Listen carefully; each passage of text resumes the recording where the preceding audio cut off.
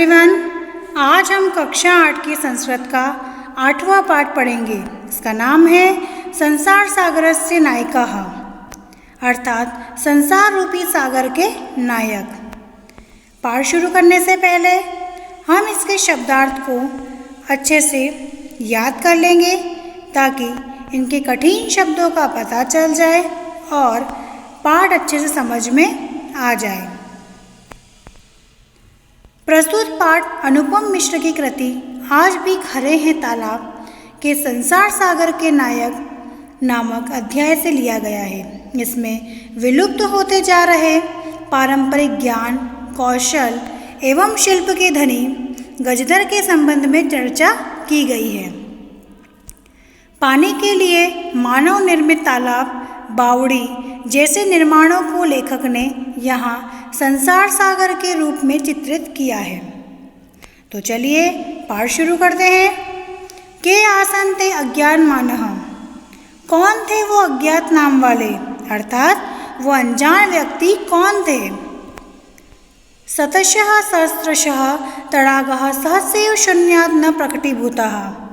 इसमें शतशः का अर्थ है सैकड़ों अर्थात 100 की संख्या और सहस्रशः अर्थात हजारों। तो पंक्ति का अर्थ हुआ कि सैकड़ों और हजारों तालाब अचानक ही किसी शून्य से प्रकट तो नहीं हुए थे, किसी आसमान से प्रकट नहीं हुए थे।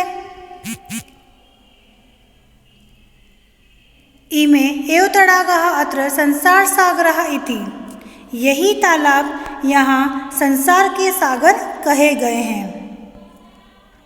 एतेषाम् आयोजनस्य नेपथ्ये निर्मातपर्यन्त्राणाम् एककं निर्मात्राणां च दशकम् आसीत्। इसका अर्थ है कि इन तालाबों के आयोजन में बनवाने वालों की संख्या तो एक ही होती थी, परंतु बनाने वाले व्यक्तियों की संख्या 10 या उससे भी अधिक हो सकती थी।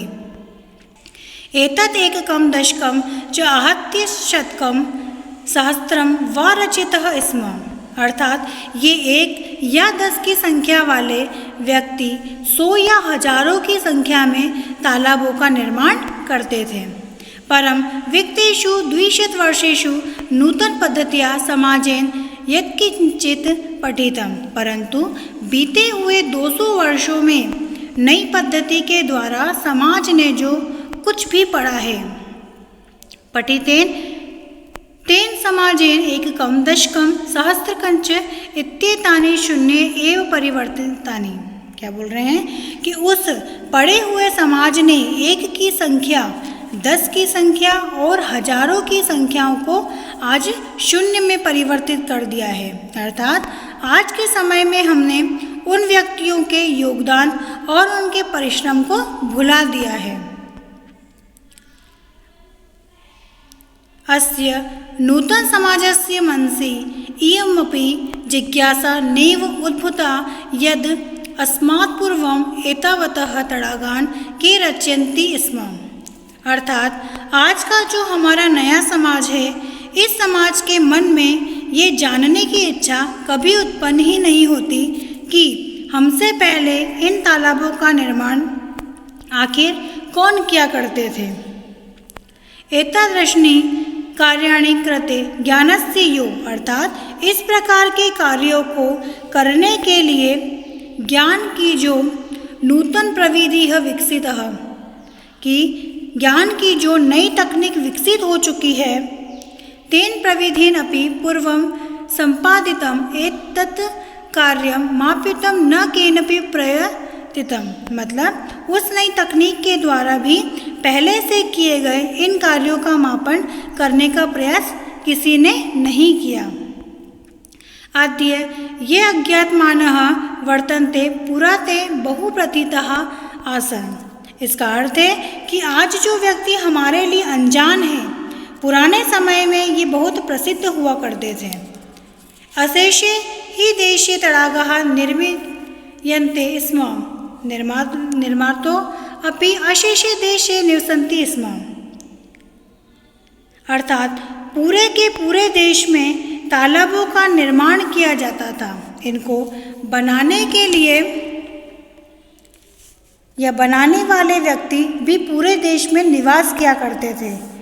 सरल शब्दों में समझे तो यदि कहीं तालाब का निर्माण करवाने की आवश्यकता पड़ती थी तो इनको बनाने वाले व्यक्ति बड़ी ही आसानी से उपलब्ध हो जाया करते थे।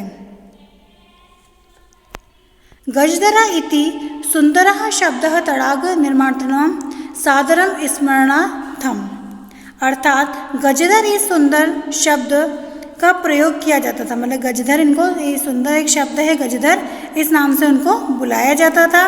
तालाब बनाने वाले उन व्यक्तियों को बड़े आदर के साथ याद करने के लिए, मतलब इसलिए बुलाते थे, ठीक है ना, ऐसे बुलाते थे उनको गजधर के नाम से। राजस्थानस्य केषुचित् भागेषु शब्दोऽयम् अद्यापि प्रचलति, अर्थात राजस्थान के कुछ भागों में इस शब्द का प्रयोग आज भी प्रचलित है। कह गजदरः, कौन है ये गजदर? यह गज परिमाणम धारयति सह गजदरः, अर्थात जो व्यक्ति मापन के कार्यों में प्रयोग होने वाले गज को धारण करता है उसे गजधर कहा जाता है। गज परिमाणम एवं मापन कार्य उपयुज्यते समाजे त्रिहस्त्र उपयुज्यते, अर्थात गज रूपी परिमाण ही मापन के सभी कार्यों में उपयोग किया जाता है। मतलब जितने भी नापने वाले काम होते हैं तो उनमें सबका किसका यूज़ किया जाता है? गज रूपी परिमाण का, है ना, ठीक है। समाज है त्रिहस्त्र, मतलब अर्थात 3 हाथों के बराबर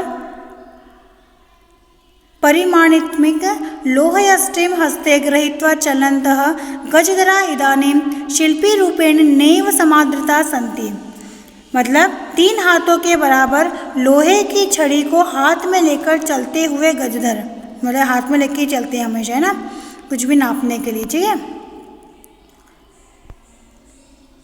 गजदरा यह समाजस्य गांभीर्यं मापयेत् इत्यस्मिन् रूपे परिचितः, अर्थात आज के समय में एक शिल्पी के रूप में उनको उतना आदर प्राप्त नहीं होता जितना उन्हें पुराने समय में प्राप्त होता था।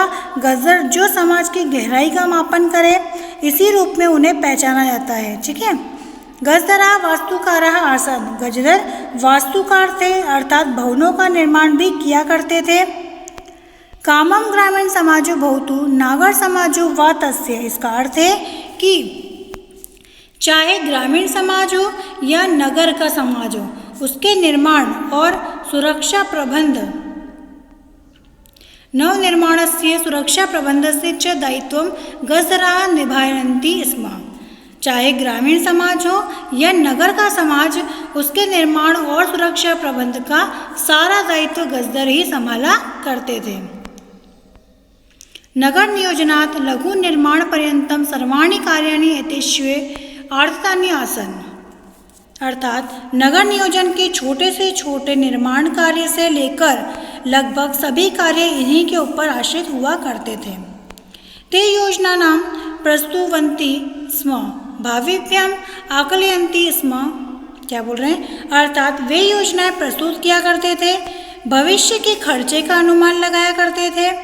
इस उपकरण भारान संग्रहणती स्म, और उपकरण अर्थात निर्माण कार्य में प्रयोग होने वाली साधन सामग्री को इकट्ठा किया करते थे।